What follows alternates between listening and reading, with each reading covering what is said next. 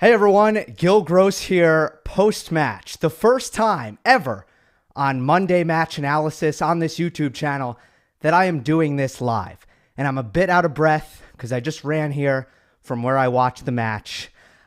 Folks, I'm going to start this off like I always do. If you're not here for spoilers, they're coming momentarily. Here's how this is going to work. Again, if you're not here for spoilers, click off the video. I'm going to go over both semifinals, everyone, and then I will take your comments. Again, this is the first time I'm doing this, but I think everything's working out so well technically. All right, here we go. Here it comes. Rafael Nadal has lost to Novak Djokovic in 4 sets in the 2021 Roland Garros semifinals. 3-6, 6-3, 7-6, 6-2. Probably the best performance that anyone has ever put together against Rafa Nadal on this court, on this momentous occasion, because that was a better version of Rafa Nadal than the one that Robin Soderling beat, if I may, and that was a better version of Rafa Nadal than the one that Novak Djokovic beat in 2016. That was a really incredible match. The third set, as good as it gets. I will not forget that third set anytime soon. It was all-time stuff. It's probably one of the best sets I've ever seen. All of this to say, the level was outstanding. Nadal did not no-show, but Novak figured a lot of things out and did things that nobody has ever been able to execute. And I'm pretty sure that a lot of those things were very well known as, possibilities that people have always attempted to do. It's just a matter of doing it. So I guess I'll attempt to go through this match chronologically, obviously going live right after. I have less time to gather my thoughts, but it was a blazing start by Rafa Nadal. And the first serve and the forehand was firing like crazy. And Djokovic had some chances early on, a couple of overheads, a couple of drop shots that didn't go his way, overheads he didn't finish. And suddenly, despite a really high level and a lot of great points, Nadal starts this match ahead. And I believe he gets out to a 5-love lead. Now, Novak Djokovic gets a break back, and it ends up being a 6-3 set that feels really tight and takes nearly an hour. The second set is where things begin to change even more. And the short point dominance that we have talked so often about, that Rafa Nadal has always been able to obtain when facing Novak Djokovic in this matchup, it ceased to exist from the first set on. So in the first set, 0 through 4 shots was 20-12 Nadal, and from there it dissipated. Second set, 11-10. Set number 3, 20-22 in favor of Novak, and in set number 4, 16-6 in favor of Novak Djokovic. A lot of that had to do with the way, first of all, Novak was staying on top of baseline rallies. The baseline patterns were really working for him. But the revelation in this match to me was the short angle cross-court forehand by Novak Djokovic, which broke the sideline so routinely and not only made Nadal hit backhands, because making Nadal hit backhands, that's one thing. That's all fine and well. That's great. But how about open stance backhands from outside the doubles alley? How about backhands that have so much topspin and so much kick off the court that Rafa Nadal is hitting backhands from above his shoulders outside the doubles alley? And just pounding away at that corner over and over again, I think really getting to Nadal's legs in the match and finding that Nadal, to get out of that pattern, because he desperately does not want to be hitting open stance backhands from outside the sideline, he would go down the line with his backhand. And I said before the match, Novak needs a plan for that pattern, for that tactic. He needs to figure out exactly what he's going to do when Nadal tries to get out of jail with his down-the-line backhand, his loopy one, just the pattern-changing one, not the attack. And Novak stepped in and clocked cross-court backhands and was very, very decisive in doing that. And it was a huge pattern for him that put him ahead in the second set and for much of the third set. And I really think that baseline pattern, the fact that Djokovic's forehand was so good and a lot spinnier than he was hitting it last year when he lost badly against Nadal in Paris. A lot spinnier, a lot heavier, so it was safer. He missed less. But the key was that he broke the sideline, was that he dragged Rafa Nadal off the court, something that maybe a younger version of Nadal wouldn't have minded as much. But in this match, it just felt like it was breaking him. It's such a difficult forehand to hit, though, and I just can't stress enough that it is in the execution more than anything else. So that's the first thing. Cross-court forehands over and over and over again. Putting Nadal in that backhand jail was so, so key. So let me take a look at some stats just to try to confirm this. And we're going to go to stroke summary here on Infosys. And let's take a look at, for the match, Nadal hit 232 backhands and 236 forehands. Nadal wants it to be not even close. He wants to hit way more forehands and way less backhands. In the second set, when Djokovic really swung it, Nadal hit 67 backhands, 49 forehands. So we go into the match and we talk about the Nadal forehand, how it is such an overwhelming weapon on clay. And how it's the difference maker for Rafa Nadal, whether he's 18 years old or however old he was when he won the tournament in 2005, or whether he's 34 years old winning the tournament in 2020. He's always had the forehand, and it's always been such a goddamn difficult shot to deal with on a clay court. And what Djokovic managed to do was get away from it, and no one has ever done it as well in a big match on Chatrier. No one has ever done it as well as I just saw Djokovic do. And it starts with how good that cross-court backhand was. But that's not all. That's not all. Second serve returning and first serve returning, but I think the second serve returning was a big deal.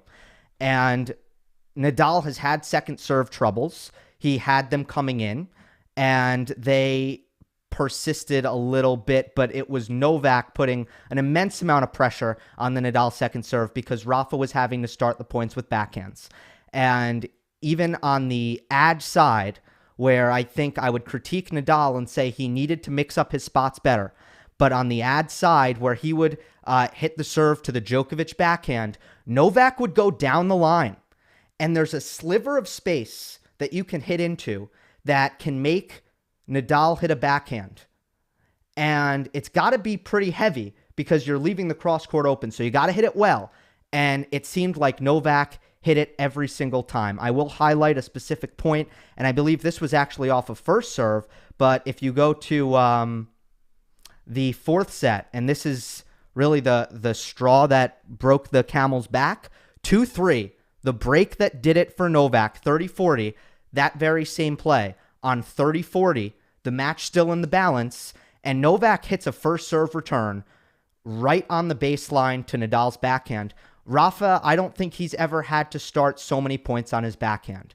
And that is the precision and the dominance of Novak Djokovic's serve in this match. All right. Those are the main points that I wanted to hammer home. I'm just going to take a second to tweet out the link of this live stream, so bear with me. And then I will get to the other semifinal real quick, and then we will get to the chat, and I'm going to try to answer some questions. Let's see. How do I trying to share this stream?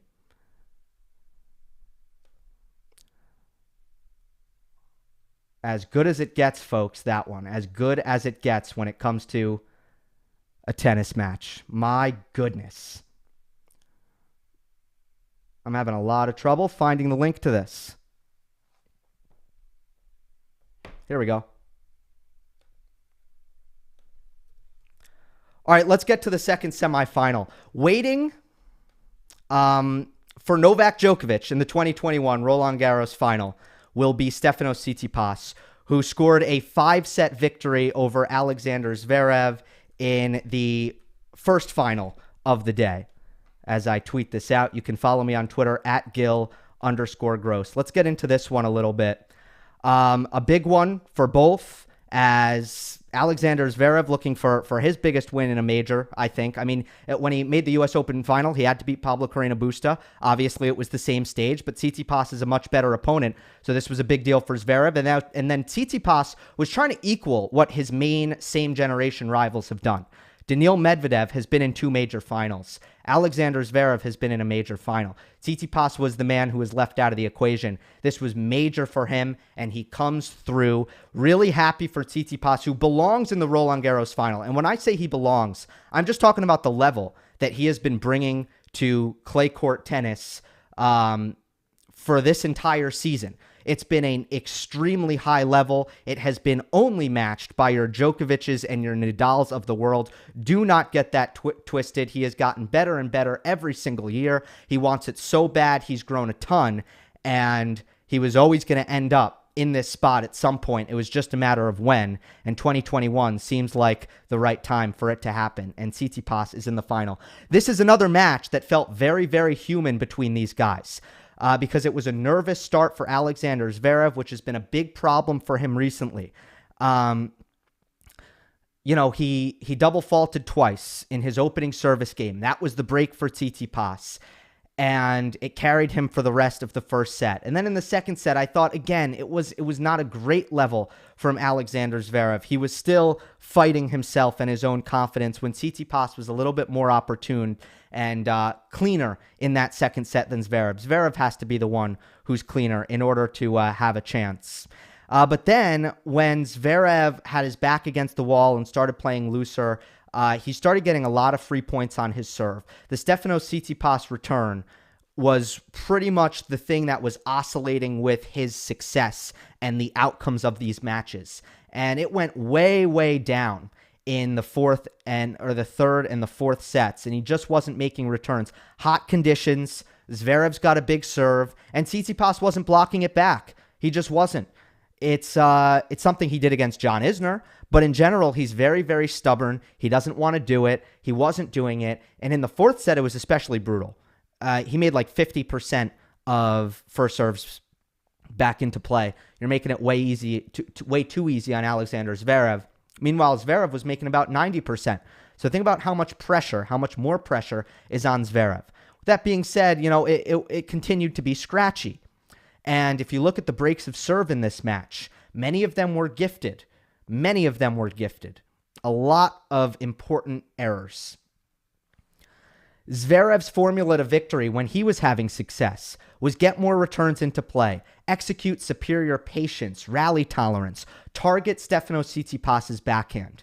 And I think the key was the way Tsitsipas handled balls directed at his backhand. And the way he handled that changed very dramatically in the fifth set. Instead of accepting the backhands and getting impatient and trying to do damage with the backhand and going for the down the line and oftentimes missing that shot, he decided, I'm going to spend the extra energy, make the extra effort to rally cross court, stay patient, and wait for my chance to run around and hit big forehands. The acceleration on Tsitsipas's forehand, the movement, the focus on return of serve, they all elevated in that fifth set. The entire game elevated after he saved a love 40 game in the opening game of the fifth set. That was the key. It changed the match. From that point on, it was a different version of Stefanos Tsitsipas. Zverev's weaknesses, his running forehand, double faults, they were important. The number of double faults might not jump out at you, but when he double faulted, it tended to be very, very important. And in most of the games Tsitsipas broke, I believe all but one, Zverev had a double fault in that game.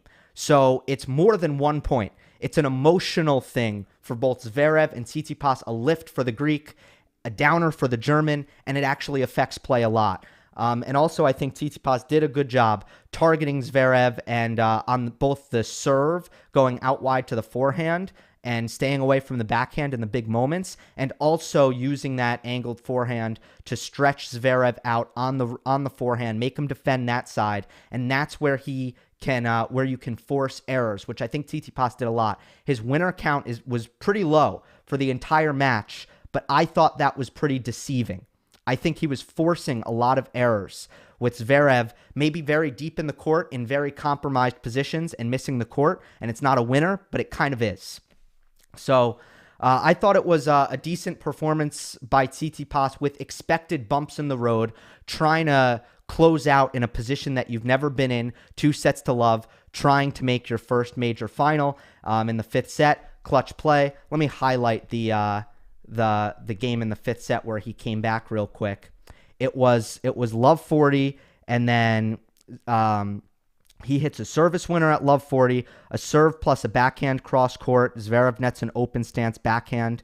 Another service winner at 30-40. At deuce, an incredible point where Tsitsipas dips the pass low, gets up all the way up to the half volley, and hits a forehand winner after getting to the ball cross court. And a Stefanos Tsitsipas service winner on game point. So the serve comes up big in that game, and again, from there, it really had a big effect. All right, let me go to the chat now. Let's see how we can do this. So I will be. You can also tweet me at Gill_Gross, and right now I'm gonna check my mentions a little bit to see if anything is going there.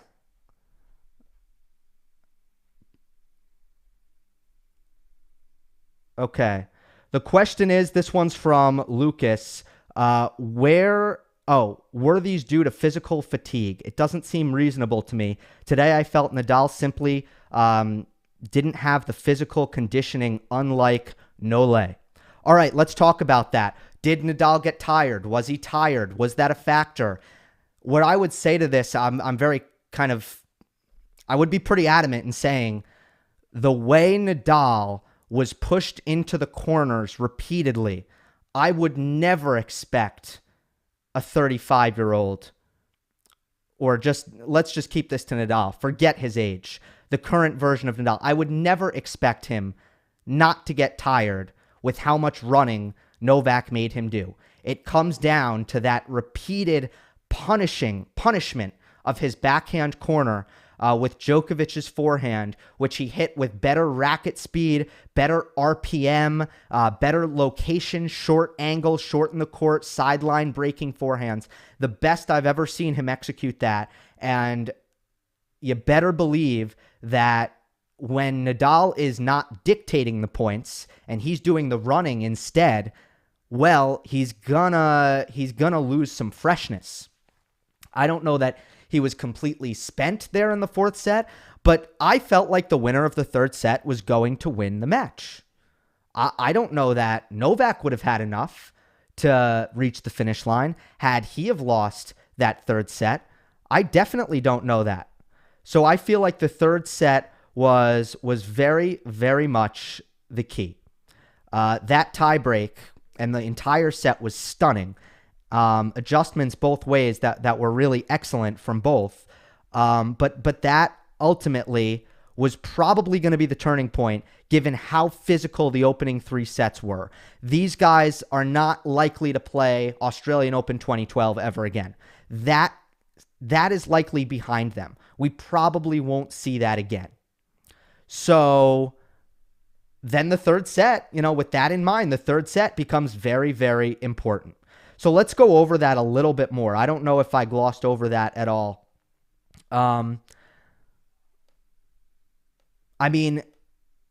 You have the key miss here. And obviously, a lot of matches are going to have this moment. But the mini break came at 3-4 when Nadal missed a forehand volley that he should not have missed. Djokovic did excellent with an ace at 5-4, and then closing out set point without in a very return-dominated set, a mini break didn't feel like the end of the world, but Djokovic closed it out beautifully. So that was the difference when it comes to a mini break. And then Nadal had a set point at 5-6, and what did Novak do? He saved it with the backhand drop shot winner down the line with just ice in his veins. It was an incredible execution on a drop shot in that moment. And then what does he do at deuce? Well, another forehand cross court. It breaks the sideline. Nadal is off the court, and he pulls the trigger down the line, backhand into the middle of the net. Do you realize the difficult position, not only for fatigue, but the difficult position that puts Nadal in when he is outside? I call it the doubles alley. Some of you in other countries might call it the tram lines. When he is in that position, it takes so much effort. He has a decision there, Nadal does. He either needs to go hard down the line or flat angle hard cross court in a way that's going to be so damaging that he's actually trying to turn defense into offense. And mind you, if it's not damaging, Djokovic has the whole court to hit into, and Nadal's going to lose the point. That's one option. The other option is that he puts enough air under it that he has time to try to recover to the middle of the court from a position way outside the court. And that's a lot of effort. And he's not hitting a heavy ball in that case. So he's defending, he's staying in it, but he's not turning the tides of the rally. It puts him in such a difficult spot. Add in, Djokovic was not passive. He takes control of the point. He hits a swing volley that's a little bit central, but Nadal misses the counter forehand, understandably. And that's how Djokovic forced the tiebreak. Nadal was heroic at 5-4. Djokovic served for the third set, and Nadal with his down-the-line forehand, which throws a wrench in everything. Whenever Nadal hits that early down-the-line aggressive forehand, he probably didn't hit it enough in this match. That is going to disrupt everything that's happening on the court because that's the nuclear bomb. Of all the weapons that both of these players have, these great champions, the Nadal forehand down the line, that's the nuclear bomb to end all nuclear bombs. And when he goes after that shot and makes it consistently, it's very difficult for Djokovic to do a lot with. But it's also, you're going to get some errors, and it's hard for Nadal to muster up he needs to set that up. And again, if the ball's on his backhand, what are you avoiding? You're giving Nadal less chances to go for that. What Djokovic did so well in this match was keep it on Nadal's backhand. Better than, I will just reiterate this, better than I have ever seen. All right, I'm staying on Twitter here, checking my mentions.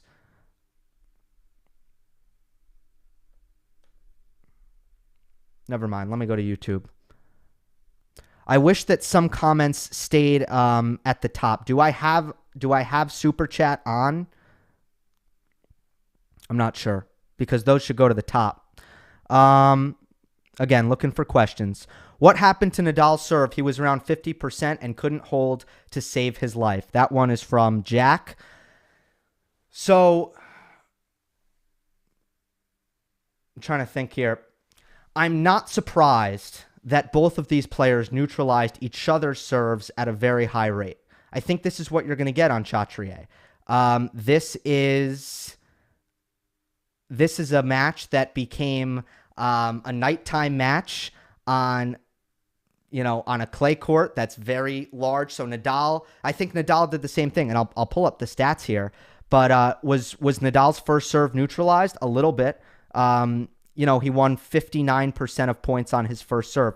What was Djokovic's strategy largely? I think for the most part, besides trying to get it to Nadal's backhand, I also thought he returned from pretty deep in the court, put a lot of air under it, and just tried to put enough pressure on Nadal and tried to dig out defensively to get back into points. He didn't try to, cut off the first serve return early. But it was more the second serve that was the problem for Nadal. The second serve, he didn't mix up the spots well enough. So Djokovic was very comfortable sitting on backhand returns, lining them up, getting a great rhythm on that backhand return, and doing tons and tons of damage. So Nadal only protected his second serve at a 40% clip. That's a big problem. Djokovic protected his second serve at a clip that I think is normal, which is 50%. I think that's how it should be. If you're doing a good job on your second serve, and that means it's not getting attacked, you're playing neutral rallies off of it.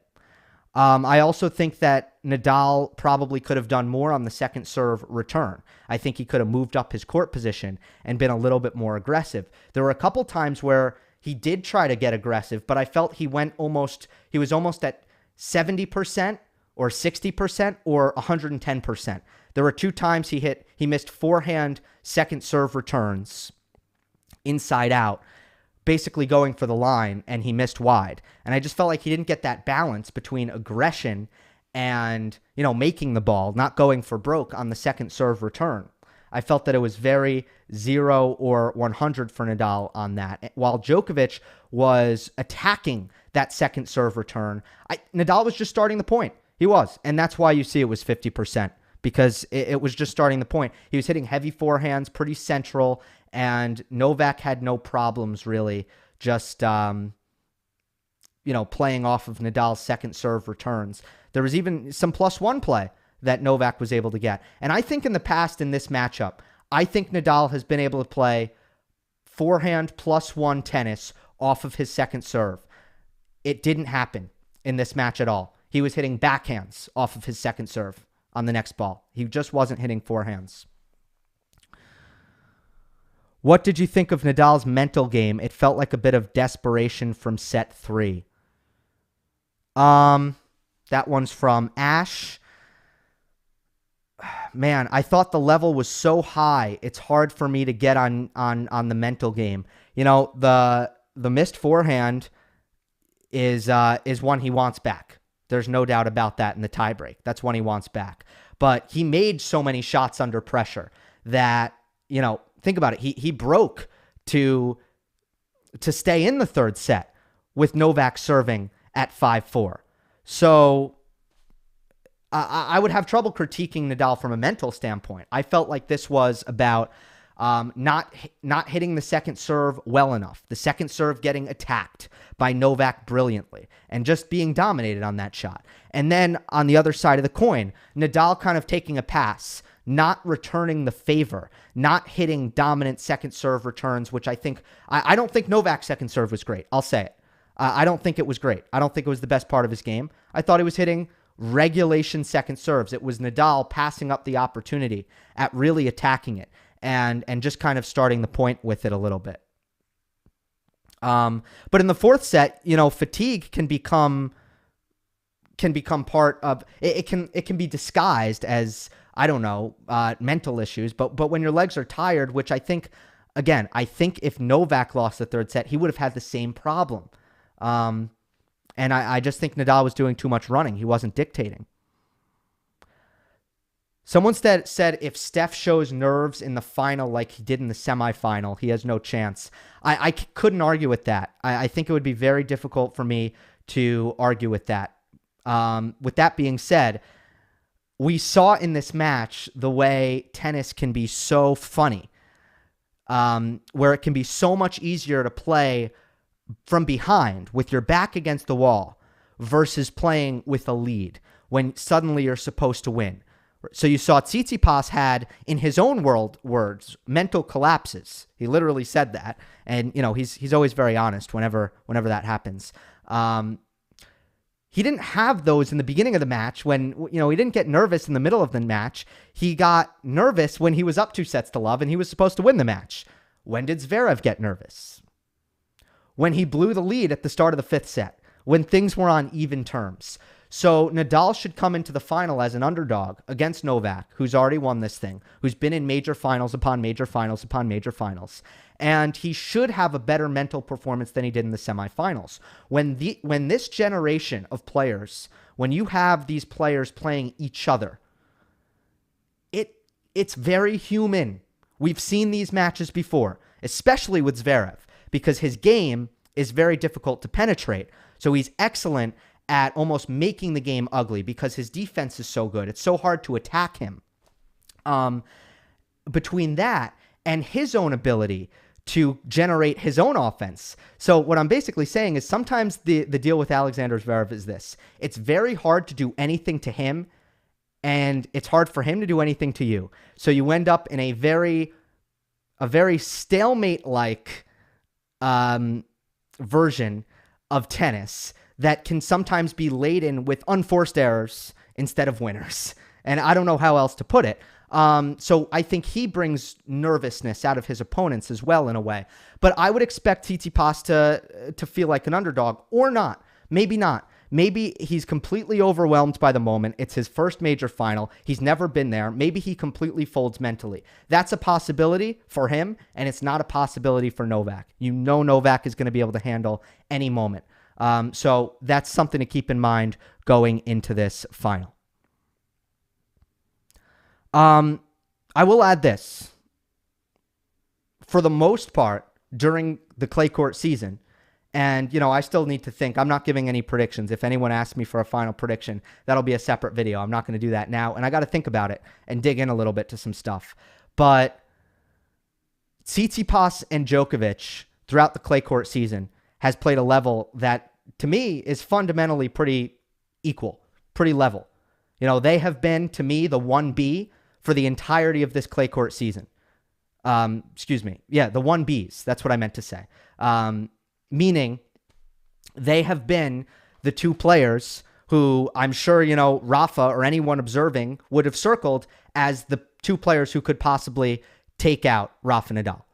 And they were the candidates, and did Tsitsipas have a more impressive clay season? Did Djokovic coming into here? I think very close. Now, obviously, Novak has just put together one of the most brilliant performance against Rafa Nadal on court Philippe Chatrier in the history of Nadal's career.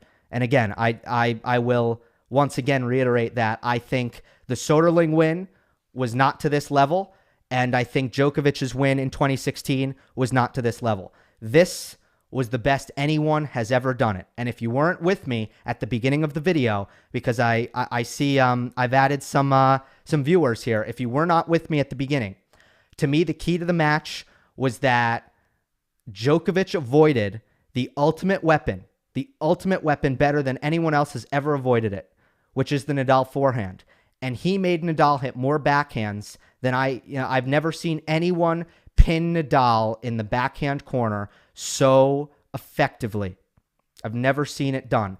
And that has to do with serve return dynamics, how you start the point, and the fact that Djokovic on the return was able to get it to Nadal's backhand. I think defensively, there were a lot of moments where Djokovic was able to get it to Nadal's backhand from defensive positions, which is one of the most difficult things to do in all of tennis, is when Nadal is ripping forehands on a clay court to get it to his backhand, is technically such a challenging thing to do. And how many times did we see Nadal hit an inside-in forehand and Djokovic go back down the line with an open stance, sliding backhand down the line to get it right back to Nadal's backhand?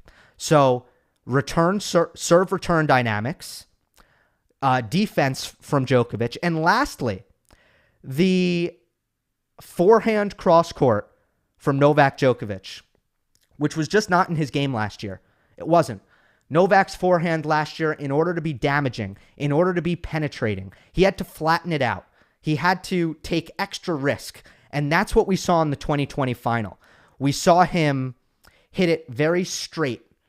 And we also saw that, I would say, in the we saw that a little bit in the first set when Novak was down big and was like, okay, I don't really want to waste too much energy here, right? So that's how Novak wants to hit it if he's not fully engaged. But in this match, he found a solution that was both effective and safe.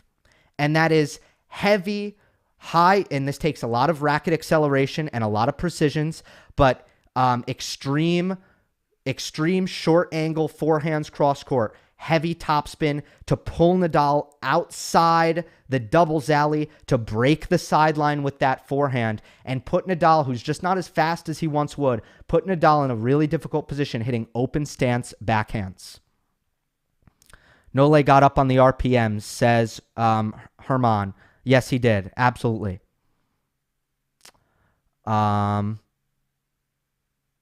Novak's self-belief, never giving up. Yeah, I'm trying to let me ponder that for a second. That aspect. I mean, to be honest, it's the kind of thing I wouldn't expect. I wouldn't expect anything less from any of these guys. That's just, again, that's what I would expect. Thank you very much, Avi, for the message. Appreciate that. I wouldn't expect anything less. I really wouldn't. Novak and Rafa, the same. They are never going to give up on trying to solve these problems on the tennis court against each other. For as long as their careers go, it's just not going to happen. It won't happen. So, I think, the interesting thing is what exactly was it about these dynamics that allowed Novak to get the ball onto Nadal's backhand on the return on a much higher efficiency, on a much higher level. And I think part of it was just getting rid of the idea that he was going to try to hit deep down the middle. I think that for the first time, he said, I'm going to direct these at Nadal's backhand, and I'm going to hit him well enough that Nadal's not going to be able to run around it. Because Djokovic's default return is deep down the middle. It's just how he returns. And I think he didn't completely get away from it, but I think sometimes he tried it a lot less. Far more often, he said, let me ramp up the ambition here a little bit. Let me get it to let me make sure Nadal is hitting a first ball backhand. It takes away his first strike effectiveness. Again, let's dive in now. Let's dive into the rally analysis and the short points, 0 through 4 shots for the match. Folks, this is the key. Novak Djokovic won points 0 through 4 shots in this match, 60-57. The long rallies, I mean, they were close. They were pretty even.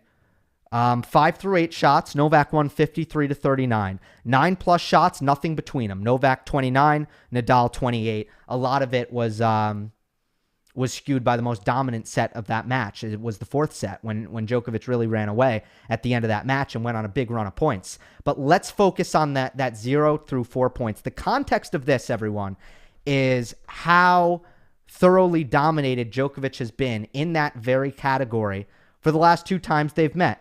And the number is this.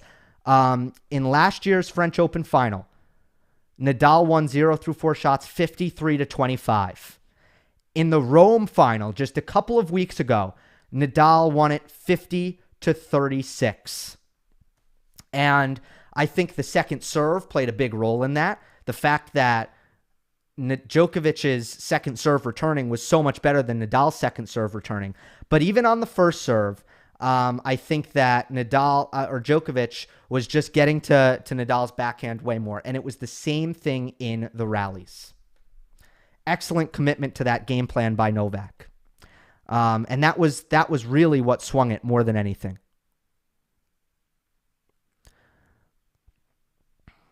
JH says Nadal was poor the entire clay season. No, I would disagree with that. I think he was brilliant at times. He came into this match, and you think about the form that he was in. He won 9 straight games against Diego Schwartzman. And then he comes into this match and wins the first 5 games. It's from a quarterfinal to a semifinal at Roland Garros. And he has just rattled off 14 straight games. Are you serious? This was an opponent disrupting Nadal's form. That's what this was. I don't think that this was about, Nadal's form crashing to a halt. Now, the second serve struggles were a constant. That is something that you have to look at the entire clay court season, and you can look at Nadal's second serve, and it wasn't very good. From the Andrei Rublev loss in Monte Carlo to the Alexander Zverev loss in Madrid to this loss where Nadal hit 8 double faults, which is the most he's ever hit in a match. That was a problem throughout the clay court season, but not everything is going to be perfect. And I thought that he did find his forehand at some point. during the clay court season, and that was the most important shot. I thought he moved and defended incredibly well in this match. I mean, it was akin to what he was able to do in 2020, the way he was defending and winning some of these long rallies. It was just the short point dominance, I assure you. That's what dried up. That was the well that dried up for Rafa Nadal. That made all the difference. I take a drink of water here. I'm about to lose my voice. Not really. I never lose my voice, guys. Never. Seriously, it's never happened. Shout out to the French government for keeping the fans at this match. Shout out. Best executive order ever. I've never seen such an incredible government, such an incredible executive order. Macron up for election next year. Smart political move. Savvy. Very savvy, huh? All right. Do you think Stefanos will win? Yeah, not going to do finals previews. Not going to do that. Do you think this is the biggest opportunity for Next Gen to win after Djokovic physically exhausting match? Interesting question. I just, so hard to predict if Djokovic is going to be absolutely fine or not. I will say this. I can't think of a lot of history. I cannot think of a lot of history of Novak Djokovic, unable to recover from a physical match in a Grand Slam in recent memory. So what I'm going to do, I am going to go to Tennis Abstract here, shout out to them, and let's just take a look. Let's see if Nadal has played any long matches recently and how he's recovered from them. So I'm going to filter it out for majors. So level, Grand Slam, and let's see what we got here. So Nadal losing, or Djokovic losing to Nadal after the 5-setter against Tsitsipas. He lost in straights there, so fatigue doesn't really factor in, I don't think. What else do we got? We have his loss to Stan at the 2019 U.S. Open. Yeah, that's injury. You have his loss to Team at 2019 Roland Garros. Straight set win over Zverev in the round prior. Yeah, that was an easy tournament for him until that semifinal when he lost to Team. Then we're back into the 2018 losing to Cecchinato when he's wasn't quite back to his form. So yeah, I can't think of a lot of recent history. I mean, Novak generally, it's impossible to predict, but I think historically he does a great job bouncing back from these matches physically. So we'll see what happens, but I wouldn't really count on Novak, being affected physically to a really large extent. And remember, to do that, Tsitsipas would have to drag him into the trenches. And that in itself is an accomplishment. That in itself is hard. And that's what Novak was able to do to Rafa, that I assure you, if Rafa Nadal was in the middle of the court hitting forehands, he wouldn't have gotten tired. You don't get tired like that. And that's what these matches have sometimes looked like. They have sometimes looked like, Nadal dictating with his forehand on serve, and neutralizing returns and then playing rallies on Djokovic's service games, but not Nadal's service games. And if the match looked like that, you don't get tired. So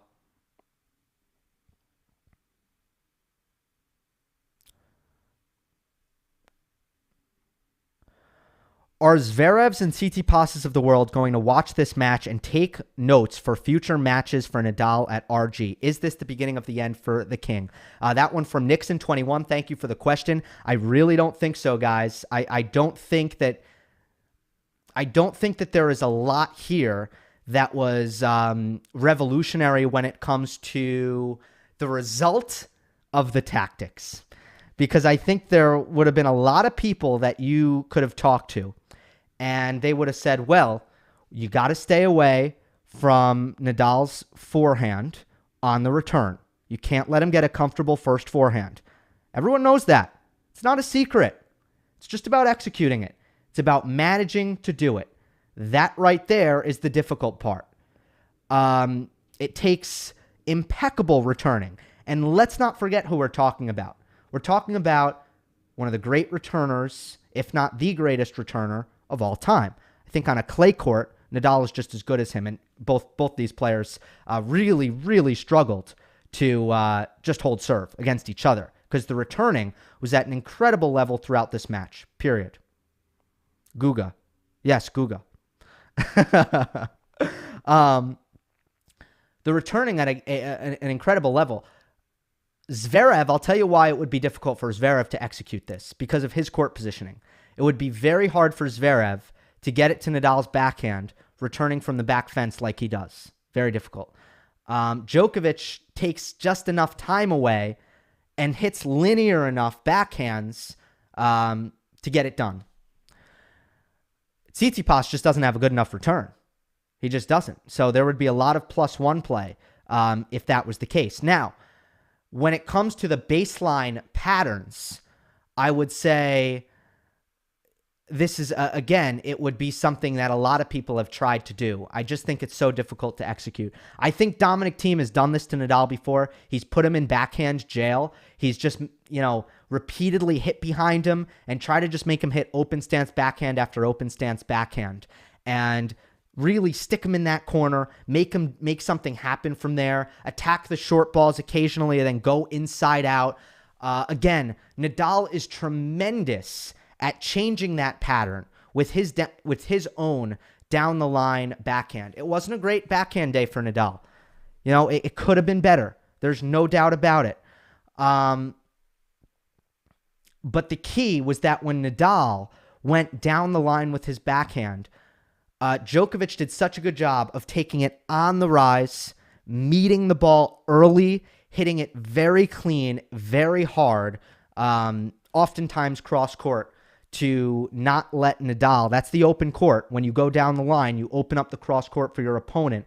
And Djokovic decided, I am going to commit to that cross court backhand and attack on that whenever Nadal tries to change direction down the line.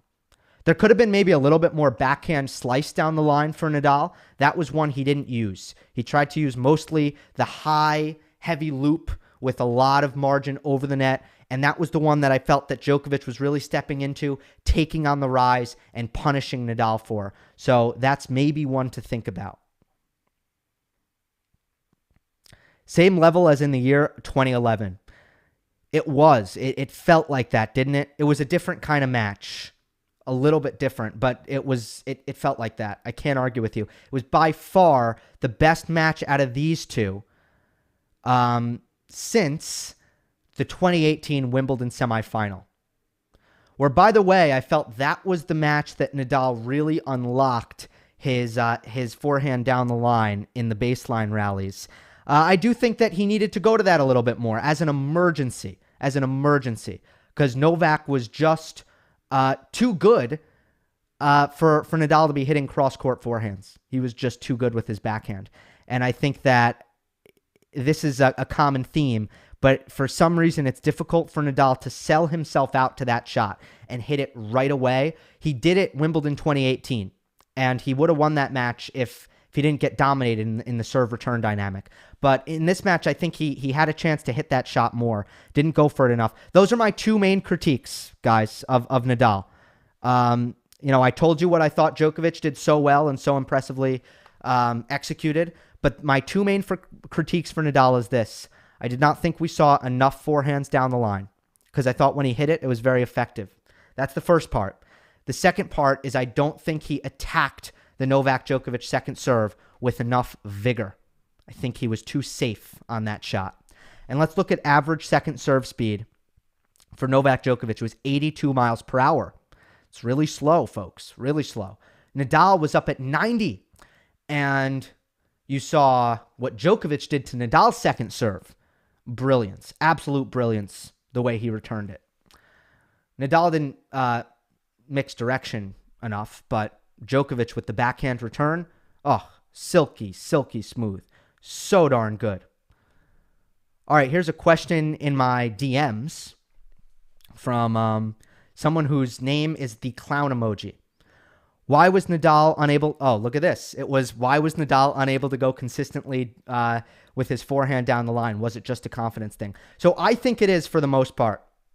I think it is. So I would say that when it's a lot the quality of the cross-court shot for Djokovic, but if Djokovic is hitting well enough with his cross-court backhand, hitting deep enough, hitting that penetrating cross-court ball that he often does, everything in Nadal's fiber is saying this is not a ball to attack.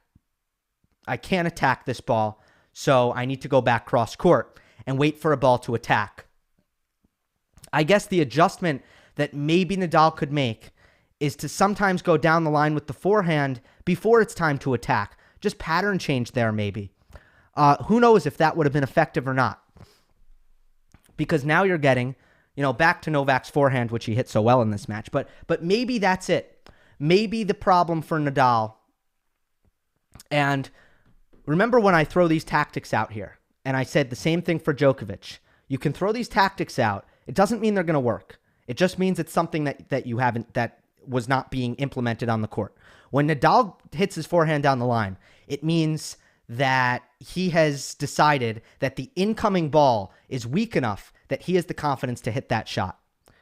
And if that criteria isn't met, either the incoming ball is weak enough or Djokovic is far off the court enough. So his court position is bad. Maybe Nadal needs to loosen up his criteria. Maybe he needs to go for that shot before it's really time to attack. And he just needs to pattern change there as to not get sucked in to the cross court or the Nadal forehand and Djokovic backhand rally. But Novak also did better in that rally than he has in the past on clay. And he did better as the match went on. The temperatures got cooler. The bounce is not quite as violent. And that maybe helped that pattern a little bit for Novak. But it hurt Nadal in his ability to do damage on the first serve, I think. Hurt both players. And that made it a little bit more physical, and I think that was a key as well. Rafa needed to work his way to the net. He had a lot of approach-worthy balls, but he was timid and stayed back. I was surprised we didn't see that adjustment, actually. I was surprised. I've seen Djokovic's defense was so superb, and it was a little bit more difficult for Nadal to finish points with his forehand. Much more difficult, I would say. At some point, I will do the math about Nadal's forehand potency and his finish rates, and we'll see how far that those dipped. But I'd be willing to bet that they dipped a lot further in this match because of Djokovic's speed. Make no mistake about it. That's what it's all about. It is the Novak Djokovic defense and the speed, and also how he's starting points. But I think that when you run into an opponent that you're having trouble hitting through, you got to try to get to net. Djokovic's court position also makes that difficult. But of course, Nadal has that in his arsenal. And he never went to that plan C. And maybe he could have. So that's fair. And by the way, he was very successful when he went to net. Very successful. He was 11 for 15. Novak was 20 for 31 at net. Novak was doing the majority of the dictating, no? I think that's true. That's not that's not scientific, but I think that's true. I would say so. What's happening with Novak's serve? I think his first serve was good. His second serve has been slow all clay court season long. That's just been how it is the entire season. And that hasn't changed. Thank you for the donation, Prasanna. Obviously, if you leave a comment in the super chat, that guarantees that I will get it. And I'm going to go about 20 minutes here before I record 3. That is my next activity. That is next on the docket, ladies and gentlemen. You can look up 3 A Tennis Show on YouTube. We cover Federer, Nadal, and Djokovic. You can subscribe to that channel. If you have not, of course, I appreciate if you subscribe to this channel as well. It's also available on podcast platforms, as is this channel, but you'll have to search up Monday Match Analysis if you want to subscribe on the channel. Question from Ahmed. Who do you think is coming into the final with more confidence? Definitely Novak. I think when you beat Nadal on clay, playing that well, you can't get more confident than that. You know, Stefanos Tsitsipas beat Alexander Zverev. That's very different. Now, Tsitsipas should have semblance of confidence because he's played well. He's played so well all season. He's the ATP's, he's the tour wins leader. He should be very, very confident heading into the final. I believe he also owns a head-to-head victory over Djokovic on the clay, if I'm not mistaken. And let me look that up real quick so I can give you guys that information, because if you don't have it already, some of you guys are always very smart. Some of you guys are on top of that stuff better than me. No, that is not true. So Tsitsipas 5-2 career against Djokovic. They played in Rome this year. It was a very good match, a tremendous match. Tsitsipas served for that match in the second set, ended up losing that set 7-5, and then Djokovic won the third set 7-5. It was a fantastic match, which, by the way, it does, I would say, it does drive home my point that Tsitsipas will come onto the court, I think, with an expectation that he plays well. And then, of course, last year's Roland Garros semifinal. It's a rematch of that. And what you'll remember about that, I would say, is Novak handled that moment a lot better. Novak doesn't feel the pressure. He's a superhuman that way. Best nerve management of all time. Him and Pete Sampras. Him and Pete Sampras handle nerves better than any tennis player, at least men's tennis player, ever. So Djokovic comes in, very comfortable, semifinal. Tsitsipas very much feeling the moment. Too big for him. So early on, he goes down 2-0. Djokovic thoroughly outplaying him. Even though he gets some chances, blows them, does Tsitsipas, and then Novak runs away with the first 2 sets. But then Tsitsipas really catches fire, plays tremendous tennis, wins the next 2 sets off of Djokovic, and then deteriorates physically. And just, we never got to see what that 5th set would have been if they were on equal footing physically, but Tsitsipas didn't have enough physically to really contest that 5th set, and Novak moved on to the final. What allowed Musetti to drag Djokovic deep, and can Tsitsipas do the same and more? Well, the biggest difference, I'd say, between the Musetti match and, this match for Novak, and even the Berrettini match, is Djokovic's forehand was bad in the opening 2 sets against Musetti. It was stiff. It was tight.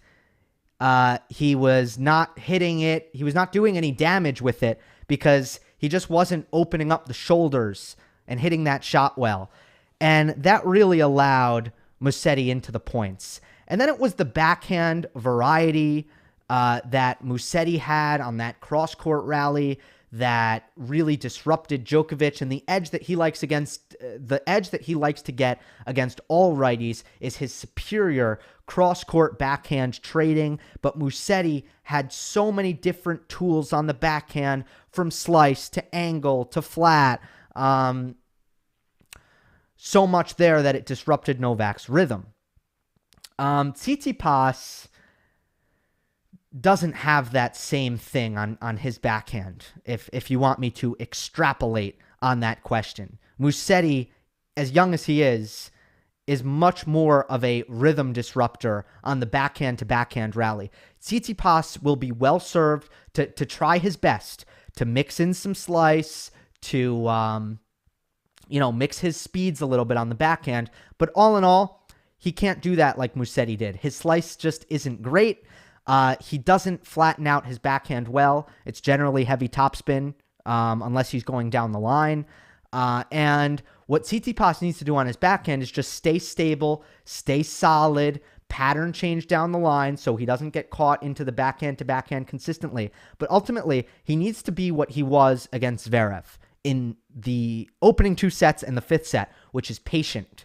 Because if he's going down the line, he's kind of playing into... He needs to hit the down the line backhand when it's there. He just can't hit it when it's not there. But ultimately, I expect Djokovic to have the edge backhand to backhand, not Tsitsipas. What Tsitsipas will do better than Nadal in this next match is, Djokovic will not have the same, and he won't hit this shot as much, but if Djokovic hits angled forehand, Tsitsipas will be much better hitting his running forehand from off the court, and between his athleticism and how well he defends his forehand side, it's not going to be a shot.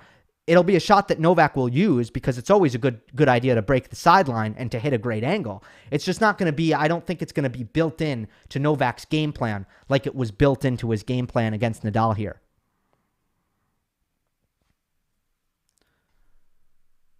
More coffee for me.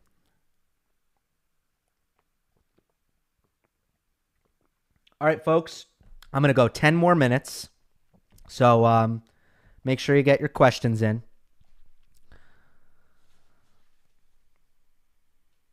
What do you think about fitness of these guys, particularly Novak at the age of 34 and 35, playing grueling tennis of the highest quality for 4+ hours in relatively humid and hot conditions?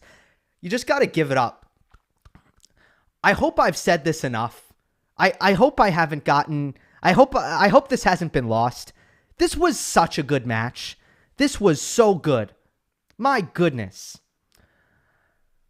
The fitness of these guys. Yeah. The movement, the agility, the court coverage. I mean, I don't think they're marathon men anymore. I don't think they can put their body through what they used to be able to put their body through physically. Let's see how Djokovic's body recovers. I'm assuming pretty well. But yeah, look, for them to reach that level at the ages that they are, it's unthinkable. It is unthinkable. It really is. They were flying around the court. Flying.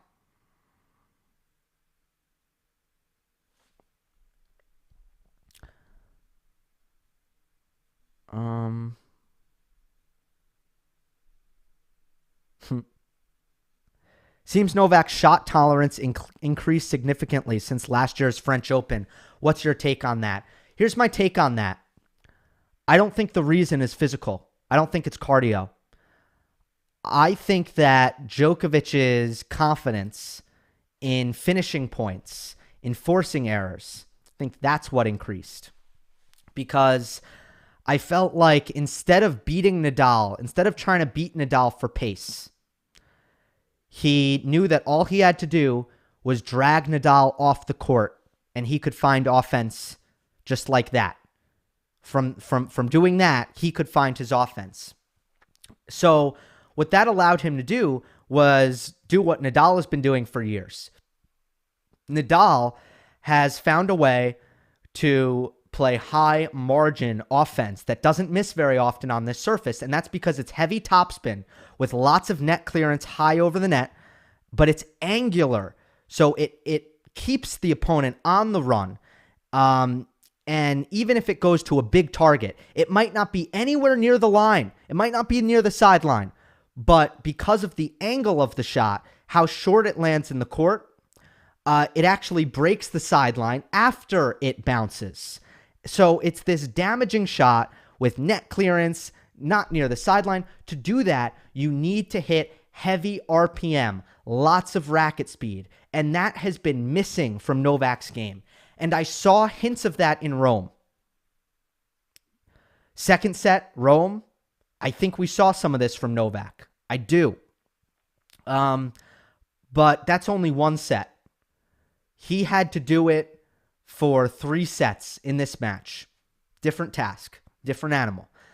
But I think better racket head speed, acceleration, and focusing on that specific forehand, and it was just on fire today. So better shot tolerance? I don't know. Better plan to sustain offense? Yes. So he's not going to miss as much. Nadal's serve betrayed him. A little bit. I mean, the second serve wasn't good. Can't sugarcoat that. It just wasn't good. From double faulting too often. And, Djokovic just finding an amazing rhythm on the backhand return. And it felt like every second serve, Djokovic was hitting the same exact return. And that's Nadal's fault for not mixing it up enough. But also, a lot of players wouldn't have been able to take advantage of it as well as Djokovic did. Do you think Nadal can do something similar to Djokovic at the Australian Open? I think that they were in the same boat here. So I'll tentatively say yes. Again, coming into this match, I'll admit it. I won't, I'm not going to shy away from this. I picked Nadal because all of these things that I thought that Djokovic had to do, one of them included pinning Nadal in the backhand corner in the baseline rallies and then having a plan for that pattern-changing backhand down the line. One of them included making Nadal hit first ball backhand. So while I've already gotten some DMs that have tried to crap on me for my pick, I feel great about the preview that I recorded because I feel like I nailed the tactical keys in the preview, and that's my job. I feel nobody can predict accurately every time, but if I think that I do a good job outlining the tactical previews or the tactical keys, I'm pretty happy. So I think I did that here. So where was I? I lost my train of thought. Thank you for being my 300th like. Oh, right. I remember the question now. So I didn't know if Djokovic was going to do that to try to, unlock something and find the key. And in the same light, in the same vein, I don't know, I will come into their next match on hardcourt assuming that Nadal will not do it, but he has the same chance to figure something out, to find something. Now, on a fast hardcourt, it's going to be more about the serve return themselves for Nadal, in my opinion. It's going to be about serving and returning as a singular shot a little bit better and than he has in the past. And again, the down the line forehand is a constant key. So we'll see. But yeah, I think he can. But it's all ifs. It's all what ifs.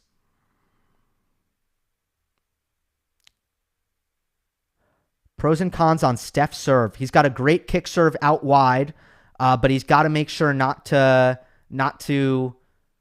just rely on that on the second serve. He's got to mix up his locations and make Djokovic hit some first serve forehand returns. But Tsitsipas has a really good clay serve. He doesn't have a great flat serve, but good slice serve out wide. Djokovic will need to cut off the angle on the slice serve out wide on the deuce serve. Zverev did a terrible job of that. Very, very key, okay, was the wide serve on the deuce side for Tsitsipas. I believe, which set was it? Or which game was it? Maybe it was second set. Let me try to find it. Or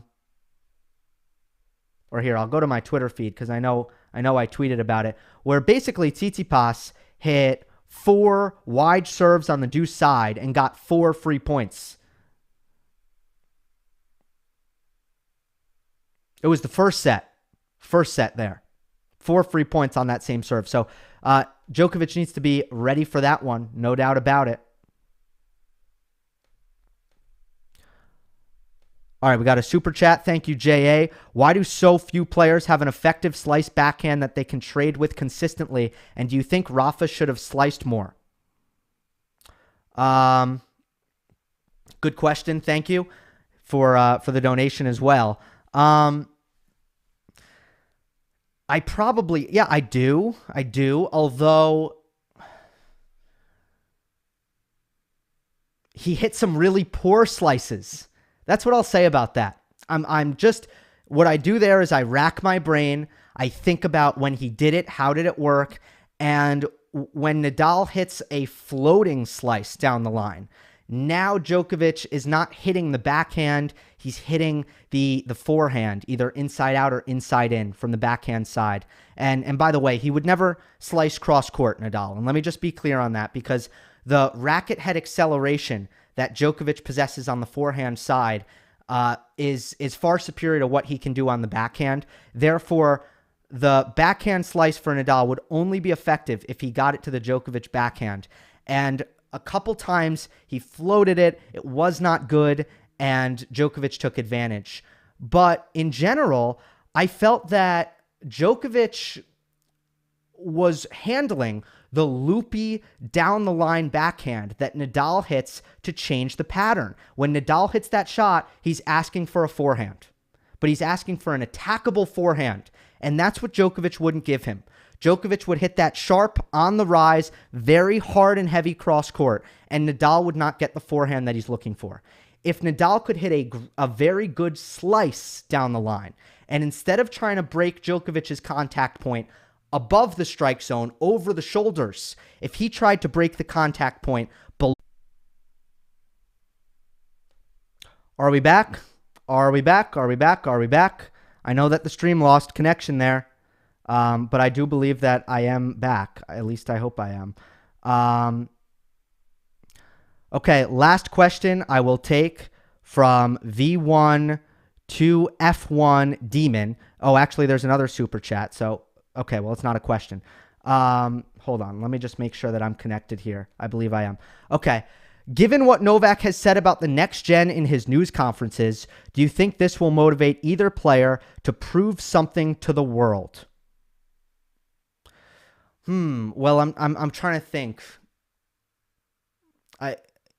I wish I knew exactly what comments you were referring to. That would have helped me out a little bit.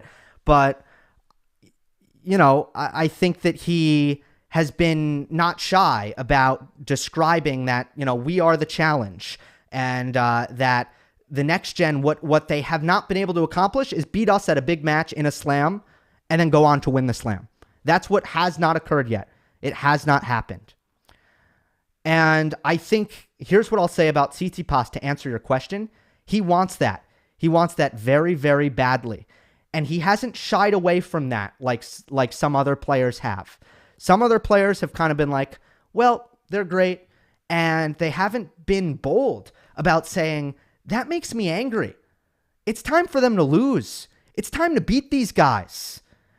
And credit to Stefanos Tsitsipas, who from the moment he got on tour said, no, I want to make French Open finals and I want to beat, you know, I want to win these big matches. I want to beat the big three. I want to get to this spot. So I think what that means is that I do not expect Stefanos Tsitsipas to back down. And that's what I can say about that. Let's go rapid fire. At what moment of the game did you believe Novak could win it? That one from Abror. Thank you for that question. And I think, I got to say, midway through the third set, when it was a set apiece, and I just saw the dynamics that were successful for Novak in the second set, they were persisting for an extended period of time. And as soon as that happened, it was just, oh, wow, you know, that has taken a long time now and nothing has changed here. Well, in that case, Novak's right in this. You know, the second serve dynamic, the rally patterns, they were not shifting in Nadal's favor.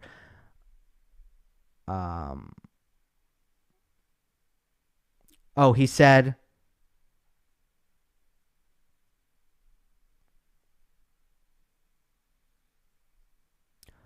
who would have Tsitsipas wanted to face more, Nadal or Djokovic? Surely Djokovic. I mean, I think he knows. I don't know. I mean, I guess not surely, but yeah, I think Novak Djokovic, he would want to face more. I mean, Nadal on a final Sunday in Chatrier, there's a certain aura, there's a certain impenetrable, and even not on Sunday, even just the final weekend, you know, it's just extremely difficult. And that's why we should just give all the praise in the world, Herculean praise to Novak Djokovic. I got to wrap things up, guys, because I got to record 3. But again, If you didn't hear me say it at the beginning, I will say it again. First of all, we were so privileged to watch that match. Two absolute titans, absolute legends deliver in their mid-30s in 2021 in the Roland Garros semifinal. An epic, a classic, the third set, one of the greatest sets I have ever seen. And Novak Djokovic, with the best performance of all time against Rafael Nadal on court Philippe Chatrier, cracking the code, coming through in 4 sets. Guys, really appreciate everyone who showed out for this stream. I did not expect to get as many viewers as I did here. Again, I'm thankful for your questions, for your support, for joining me here to after that big match. I'm sure there are a million things you could have done. Call your friends, all that stuff. Watch other things. Thank you for coming and hanging out with me. I really appreciate it, and I will do more of these in the future. Hope you enjoyed. Don't forget to subscribe, and I will see you next time.